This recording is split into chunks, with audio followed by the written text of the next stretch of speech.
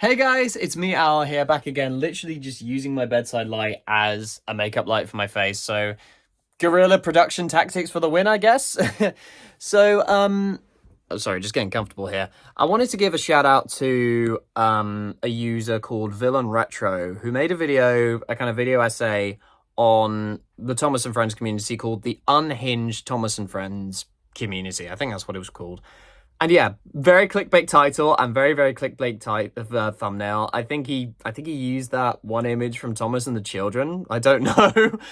I'd have no idea, but um, I think he has some really good points. And I shared a community post on it, and I left a comment on his video. I think it's it's something I've always seen as someone who's a big advocate for anti-toxicity just in fandoms in general, to be honest, because nobody really wants it anywhere. Not really sure if that is a label, like anti-toxicity advocate. Is that really a thing?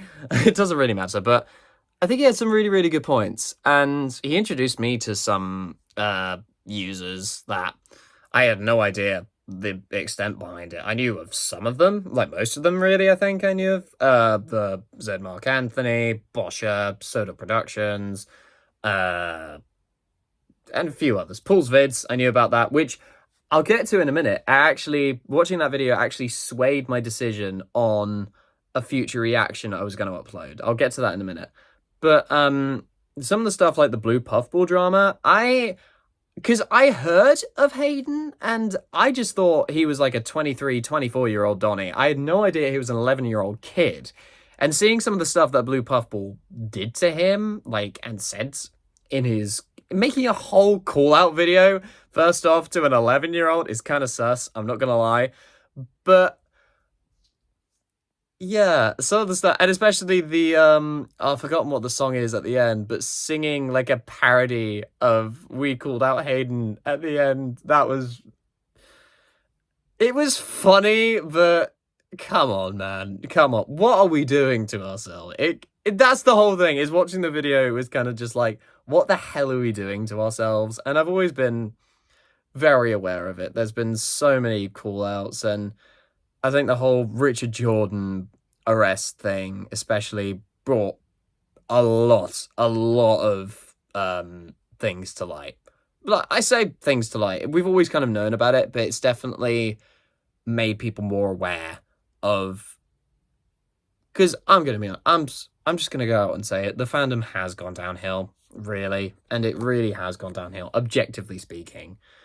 But yeah, regarding the Paul's Vids thing, actually, I was originally going to do... So, at Audrey Extravaganza 2025, I recorded a reaction of Sodorland with a few friends I was attending there. So, Thomas Lawrence, The Amazing Gamer 111, Engine Man, and I believe Blue X Shunter 13, I think he was called. Yeah, sorry, Mark, if I forgot your name. I apologize. We were originally going to do a reaction to Sodaland, and I was planning on editing that. It would be kind of one of the more abstractly edited videos that I do. But, well, when we watched it, I just didn't end up enjoying it. I'm sorry, it's really bad. Sodaland is really bad. Like, I don't know if it was like a middle finger to the fans who were begging him to make a third movie, or if he just was asleep making half the production, but it was so bad. It was really bad, and I don't care if it was like a mindfuckery, if it's supposed to be a mindfuckery. It was just not good quality. And so that kind of influenced my decision, but obviously the stuff that was kind of the nail in the dagger is the nail in the dagger. Yeah, think about that. The nail in the coffin was the stuff with the child fan. The whole reason I do reactions and the whole reason I do this kind of content is to support other people and give recognition to people who deserve it. Trampy, Unlucky Tug, Victor Tanzik, like people who deserve the attention because they put effort into it. It's genuinely good, funny content. It's genuinely stuff that you should watch, and I enjoy showing my thoughts and my feelings towards it with you guys. It's not something I want to do, like, it's not something I want to do forever. I am contemplating rebranding sometime in the near future. So it's just sad. Like, that's kind of why I speak out. Why, and to be honest, I don't think enough people speak out on it. Unless, at least not in a non-comedic way.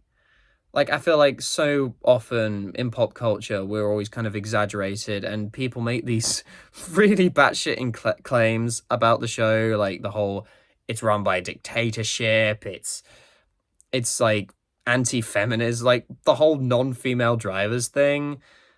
It's just so it's I think it's really refreshing seeing someone take an objective take on some of the bad eggs in the fandom and acknowledge that that's not what makes up everyone. It just makes me sad, man.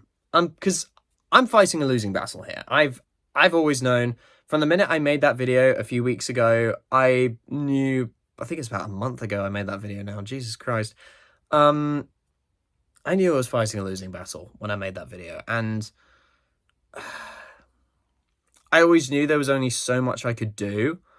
I suppose I could like make like a massive edited call out video, like the video like he did, but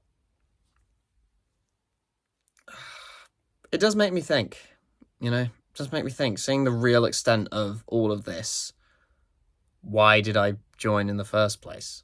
And why did I start in the first place? I'm nearly at 4,000 subscribers now, and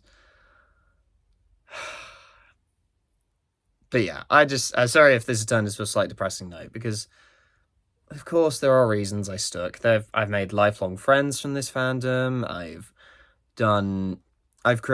got so many amazing opportunities because of it. I've managed to really flex my directing chops, voice acting, singing, editing, etc. I've managed to really, and even a bit of marketing and networking. I've really gained like a lot of skills, like hard and soft skills from this fandom, which I hope to take into my everyday life, and I'm really, really grateful for that.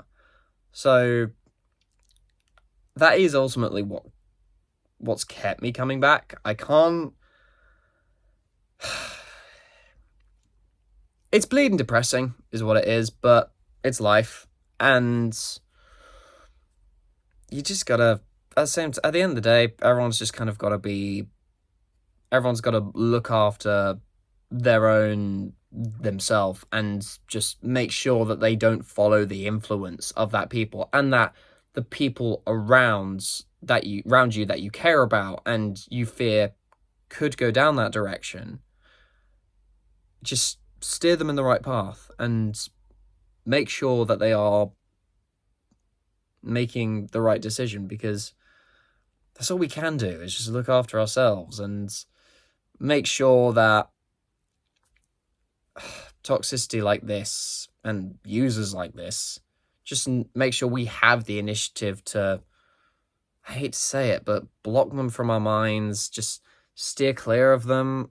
At the end of the day, we all kind of have to be a bit selfish and look after what we want and what we need. So yeah, just wanted to give a brief shout out to that, and it's kind of led me onto a bit of a tangent as well, but yeah, it's depressing, man, but it's life.